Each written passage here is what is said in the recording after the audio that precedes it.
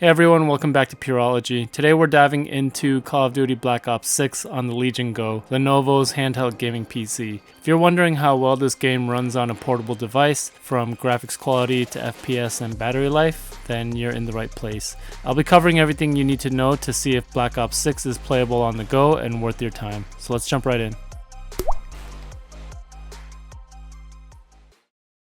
To kick things off, let's talk a bit about Black Ops 6 itself. The latest installment in the Black Ops series offers a fresh new campaign mode that's actually pretty good, along with the classic multiplayer modes that Call of Duty fans know and love. This year, they brought back the ability to prestige, and of course, there are the mind-numbing camo grinds that we all love or love to hate.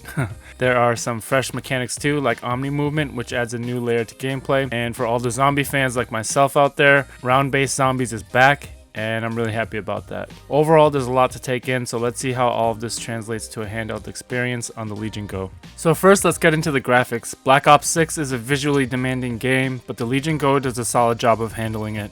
I tested out different settings to find the best balance, and on high settings, the game looks amazing.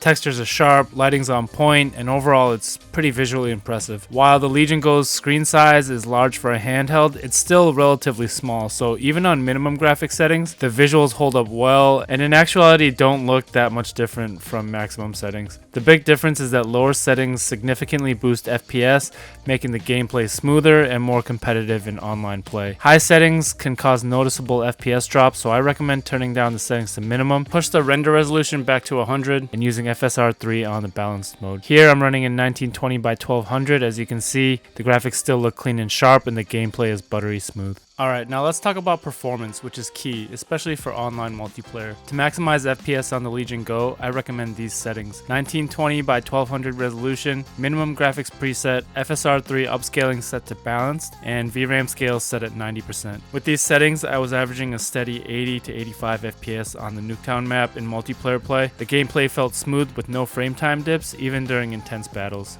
So you can check out how it looks here. I'd suggest using the same settings for Zombies mode, where FPS is also a top priority. On the Liberty Falls map, I was averaging between 80 to 90 FPS, with gameplay staying smooth and stutter-free. It honestly felt incredible to play COD like this on a handheld. It's the full experience, not watered down at all. Really impressive stuff, so check it out here.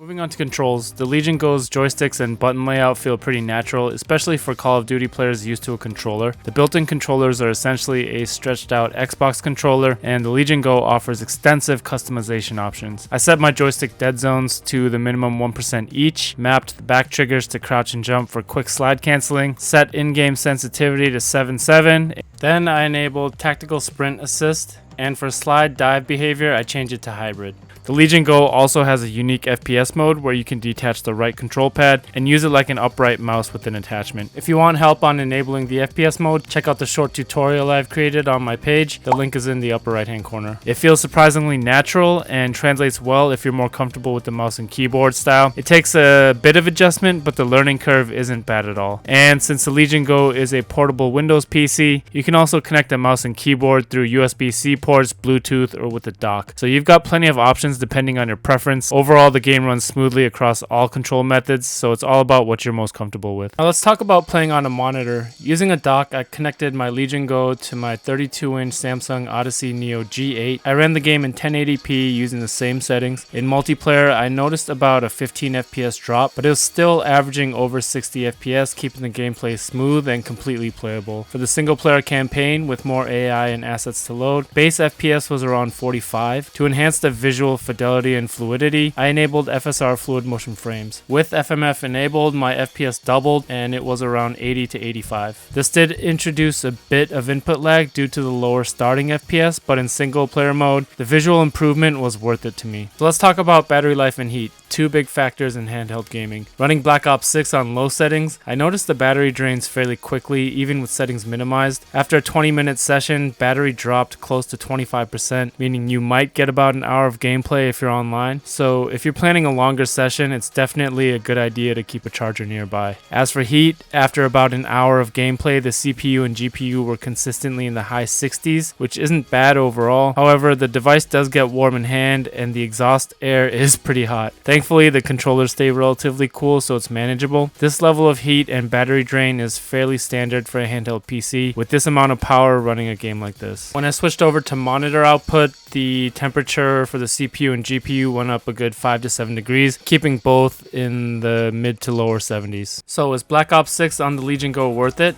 I'd say absolutely. If you're looking for a portable way to play the latest Call of Duty, the Legion Go delivers. With the right settings, you get smooth gameplay and solid graphics quality on a handheld device. It's perfect for anyone wanting to grind camos, play a few rounds of zombies, or dive into the single player experience on the go without sacrificing much, if at all, on performance. It's the full COD experience that you can take anywhere. I hope this review has been helpful for you. Here are the recommended graphics and control settings again for anyone who wants to try them out. Thank you so much for all the support through your views, likes, and comments. And a big shout out to my Pyurologie Pro members. You guys are the best. I love and appreciate you all. If you're interested in more handheld gaming reviews, make sure to like, subscribe, and let me know in the comments what game you'd like me to cover next. Thanks for watching, and I'll catch you in the next one.